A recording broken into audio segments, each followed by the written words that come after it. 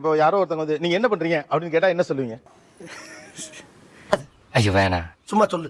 இவ்வளவுதான், முழிச்சிட்டு நின்று அப்படியே போயிட வேண்டியதுதான். அப்படி நீங்களா புரிஞ்சு தொழில் அவங்க கிட்டே கூட கேக்குறாங்க திடீர்னு ஒருத்தவங்க என்ன பண்றீங்க அப்படின்னு கேட்டா நான் வீட்டுல ஹவுஸ் ஹஸ்பண்டா இருக்கேன். அப்படியே சொல்லுவீங்க? உனக்கு வெக்கமா இல்ல? குழந்தைக்கு என்னென்ன பார்க்கணுமோ எல்லாம் இருந்து பார்க்கறனால ஹவுஸ் ஹஸ்பண்டுங்கிறது நான் ரொம்ப பெருமையாவே சொல்லுவேன். எவ்வளவு பெருமையா சொல்றான் பாத்தீங்களா? இப்ப சப்போஸ் நீங்க இந்த மாதிரி ஒரு ஆள்கிட்ட நான் வந்து ஹவுஸ் ஹஸ்பண்டா இருக்கேன் அப்படின்னு சொன்னா அவங்க ரியாக்ஷன் என்னவா இருக்கு? கொஞ்சம் முகம் சுளிக்கிறாங்க.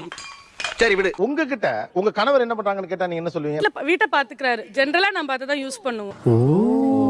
என்ன இவங்க இப்படி சொல்றாங்க, அவங்க ஹஸ்பண்ட் வீட்டை பாத்துக்கிறாங்கன்றத போய் ஒரு பெருமையா சொல்லிக்கிறாங்க அப்படின்னு.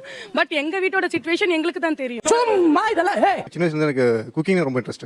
வீட்டு கிளீனா வச்சுக்கணும். சோ அந்த மாதிரி விஷயங்கள் ரொம்ப இன்ட்ரெஸ்ட். சோ யாராச்சும் கேட்டா கூட எனக்கு பிடிச்சதை நான் செய்றேன். அந்த ஏரியால கேட்பாங்க, தம்பி நீயே டெய்லி காய்கறி வாங்க போறீங்களே, ஒய்ஃப் வாங்க போக மாட்டாங்களா? அவங்க வேலைக்கு போறாங்க, நான் வீட்டை பாத்துக்கிறேன். புருஷனுக்கு உதவியா இருக்கட்டும் அவ ஆபீஸ் இருக்கு. ஏன்னா ஒரு கட்டத்துக்கு மேல முதல்ல அவங்க பார்த்த எல்லாருக்குமே ஒரு மாதிரி தயக்கமா இருந்தது. கொஞ்ச நாள்ல வந்து அவங்களுக்கு பழகிருச்சு. காலையில 6 மணிக்கு எழும்பி பிள்ளைகளுக்கு காபி பண்ணணும். காலையில 6 மணி இருக்கும். அவங்க 9 மணிக்கு வேலைக்கு போகணும். 2 பேருமே புறப்பட வச்சு ரெடி பண்ணதுக்குள்ள கிட்டத்தட்ட உள்ள இருக்குன்னா 9:15 ஆயிரும். ஒரே குஷ்டமாப்பா குஷ்டமா. விட்டுட்டு வந்தேன் அப்படின்னு சொன்னா அதுக்கப்புறம் தான் வீட்டுல வந்து கொஞ்சம் பாத்திரம் கழுவுற வேலைகள்லாம் கொஞ்சம் இருக்கா, அது முடிக்கிறதுக்கு டைம் இருக்கு. 3-4 மணிக்கு ஸ்கூல் விட்டு வரக்குள்ள எனக்கு வேலை தூச்சி போட்டுருவேன். இவங்க 4 மணிக்கு வரும்போது வீடு ரொம்ப கிளீனா இருக்கும். அவன் யோகக்காரன். பிள்ளைல தூங்க வைக்கும் போது கிட்டத்தட்ட மணி என்ன ஆயிரம்? 9 ஆயிரம். எனக்கு பையன் தூங்கிட்டான் பாத்தீங்களா? 9 மணி ஆயிரம். தூங்கிட்டானா? தெய்வமே. எல்லாம் நமக்கு பழகினாலுமே கூட அந்த பழகின வேலையிலுமே எந்த வேலை மத்ததை விட கொஞ்சம் சிரமம். அப்படி இருந்தது துணி தைக்கிறதும் கொஞ்சம் கஷ்டம். ஏன்னா குனிஞ்சு நிமிரணும்ல, நானும் மனிதன் தானே, முதுகெல்லாம் வலிக்கும் இல்லையா, கொஞ்சம் கஷ்டம். நான் வேலைக்கு போயிட்டு வரேன், இவர் சும்மா உட்கார்ந்து டிவி பார்த்துட்டு இருக்காருனாலே ஒரு எரிச்சலோட வராங்க சார். நீ ஏன்டா பதற? இதனால தான் இந்த ஹவுஸ் ஹஸ்பண்ட்ல பெரிய ப்ராப்ளம். ஓகே, நீங்களும் அதை அனுபவிச்சிருக்கீங்க? நிச்சயமா. நாங்களும் மரதக்காரங்க தாண்டி. ரெண்டு பேரும் மியூச்சுவலா அண்டர்ஸ்டாண்ட் பண்ணி தான் நாங்க இந்த இதுக்கே வரோம் உள்ள. அதுக்கப்புறம் எரிச்சல்ன்ற இதெல்லாம் எதுவும் நடுவில் வராது சார். உங்களுக்கு கல்யாணம் ஆகல? ஆகல சார். இது வந்து கல்யாணத்துக்கு முன்னால பல பேர் பல புரட்சியெல்லாம் பேசுவீங்க.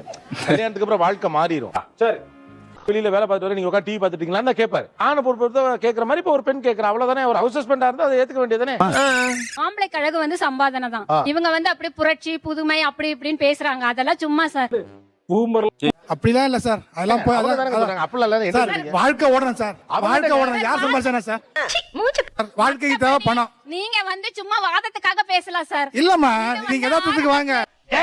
எனக்கு வெறி வந்து வீட்ல வேலையெல்லாம் பாத்துக்கிட்டு அதெல்லாம் இருந்தா அது நம்ம கல்ச்சருக்கும் இதாகாது. சமூகத்துல வந்து அவங்கள ஒரு மாதிரி ஏளனமா தான் பாப்பாங்க.